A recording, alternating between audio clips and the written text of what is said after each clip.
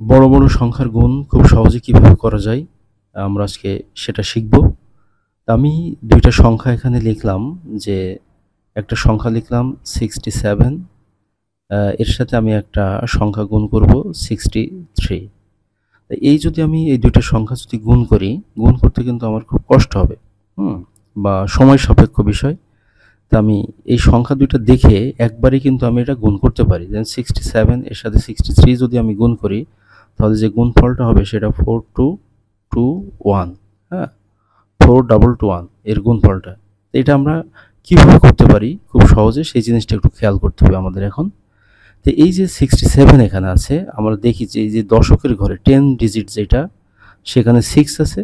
আবার এই যে গুণকের ক্ষেত্রে এই দশকের ঘরের যে অঙ্কটা আছে সেটাও কিন্তু সেম 6, এখানেও 6 আছে, এখানেও 6 আছে। যদি এরকম থাকে তাহলে আমাদের দেখতে হবে যে এই যে ইউনিট ডিজিট যেটা এককের ঘরের যে দুইটা অঙ্ক আছে 7 আর 3, এই দুইটা যদি আমি যোগ করি, এই যোগফল 10 হয় কিনা। যদি 10 হয়, হ্যাঁ, এককের ঘরের অঙ্ক দুইটার যোগফল যদি 10 হয়, তাহলে যে কাজটি করতে হবে, এই গুণ্যর যে দশকের ঘরের অঙ্কটা আছে তার পরবর্তী সংখ্যাটা আমরা নিব। 6 তার পরবর্তী সংখ্যাটা হলো 7, নেওয়ার পরে আমরা এই দুইটা গুণ করে দিব। তাহলে এই দুইটা যদি আমরা গুণ করি, তাহলে আমাদের গুণফল আসবে কত? 6 আর 7 গুণ করলে আসবে গুণফল হলো 42। এবার যে কাজটি করতে হবে, আমাদের এককের ঘরে যে দুইটা অঙ্ক ছিল, এই যে 7 আর 3, এই 7 আর 3 আমরা গুণ করব। যদি গুণ করি, গুণফল আসে আমাদের 21। তাহলে এখানে ছিল 42 আর এখানে আমি এই যে 21 লিখে দিলাম। তাহলে আমাদের গুণফল হলো 4221, 4221। খুব সহজেই কিন্তু আমরা এটা করতে পারি। সেম আরেকটা অঙ্ক আমরা দেখি যে 21 এর সাথে যদি 29 আমরা গুণ করি, 21 এর সাথে 29 যদি আমরা গুণ করি, তাহলে আমাদের গুণফল হবে কত? 609। কিভাবে হবে? আমি একবারে কিভাবে লিখলাম হচ্ছে, এখানে যদি দেখি আমার যে দশকের ঘরের অঙ্ক দুইটা কিন্তু সেম, এবং এককের ঘরে যে অঙ্ক দুইটা আছে তাদের যে যোগফল, এই যোগফলও কিন্তু এখানে 10 হচ্ছে, হ্যাঁ।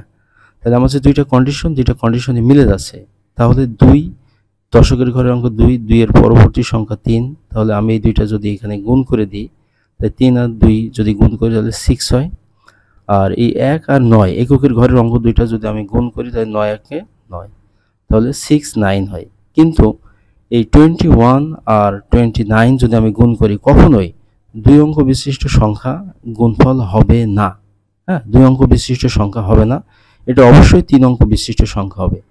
3 অঙ্ক বিশিষ্ট সংখ্যা যদি কোনো গুণফল হয়, কিন্তু আমার এই সিস্টেম অ্যাপ্লাই করে আসছে 2 অঙ্ক বিশিষ্ট সংখ্যা, তাহলে যে 2 অঙ্ক বিশিষ্ট সংখ্যা আসছে, সেই 2 অঙ্ক বিশিষ্ট সংখ্যা ঠিক রেখে, এই যে 6 আর 9 ঠিক রেখে মাঝখানে একটা শূন্য দিতে হবে। সেই জন্য এই গুণফলটার মান আছে 609। তাহলে এই 69কে আমি লিখব 69 লিখে অবশ্যই মাঝখানে একটা কি দিব? শূন্য দিব। ওকে। আচ্ছা, আর একটা গুণফল আমি এখানে দেখাই যে 35 যদি স্কোয়ার হয়, তাহলে এর গুণ আমরা কিভাবে করি? যে 35 মানে হচ্ছে 35 স্কোয়ার হলো 35 এর সাথে আরেকটা 35 গুণ। এটার ক্ষেত্রে আমরা যদি দেখি, এটারও কিন্তু এই যে দশকের ঘরের অঙ্ক দুইটা কিন্তু সেম 10 ডিজিট, আর এককের ঘরে যে অঙ্ক দুইটা আছে এদের যোগফলও কিন্তু 5 আর 5 যোগ করে 10 হয়। তাহলে আমাকে কি করতে হবে? এই যে দশকের ঘরে 3 আছে, এই 3 এর পরবর্তী সংখ্যা হলো 4, 3 এর পরে পরবর্তী সংখ্যা 4, 3 আর 4 যদি আমি গুণ করি তাহলে আসছে আমার 12। 3 আর 4 যদি গুণ করি তাহলে 12 হয়।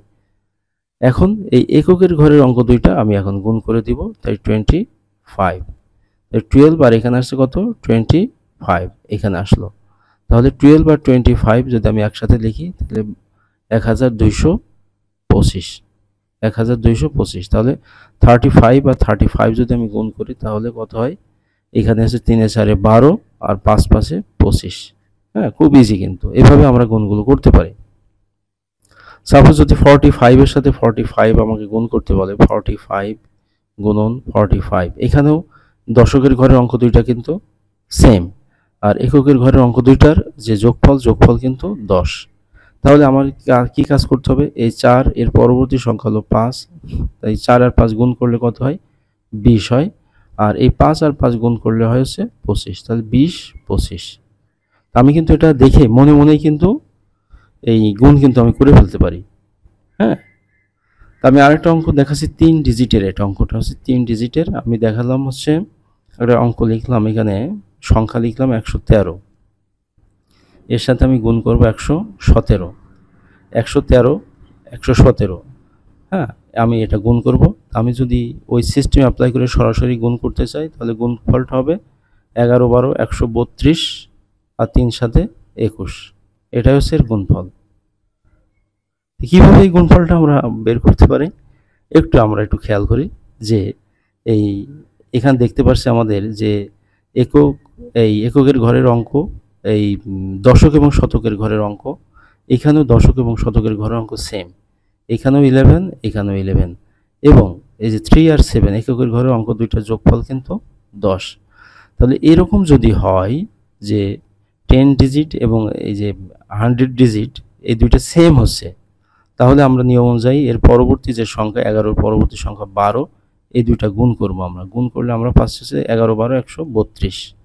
আর এককের ঘরে যে দুইটা অঙ্ক আছে 3 7, এই দুইটা যদি আমরা গুণ করি, গুণ করে পাচ্ছি আমরা 21। তাহলে 132 আর 21 হচ্ছে আমাদের গুণফল, যেটা এখানে লেখা আছে 132 আর 21। তাহলে আমাদের দেখতে হবে যে ইউনিট ডিজিট এককের ঘরের অঙ্ক, হ্যাঁ, ইউনিট ডিজিট এককের ঘরের অঙ্ক দুইটার যোগফল 10 হয় কিনা, হ্যাঁ, এবং দশক যদি থাকে দশকের ঘরের অঙ্ক সেম হবে, হ্যাঁ, গুণ্য এবং গুণকে কি হবে, সেম হতে হবে, গুণ্য এবং গুণকে সেম হতে হবে, একই হতে হবে, এই কন্ডিশন। অথবা যদি শতক থাকে তাও কি হতে হবে, গুণ্য এবং গুণকের ঘরের অঙ্ক দুইটা সেম হতে হবে। যদি থাকে তাহলে আমরা এই সিস্টেম অ্যাপ্লাই করে অঙ্কগুলো করতে পারি।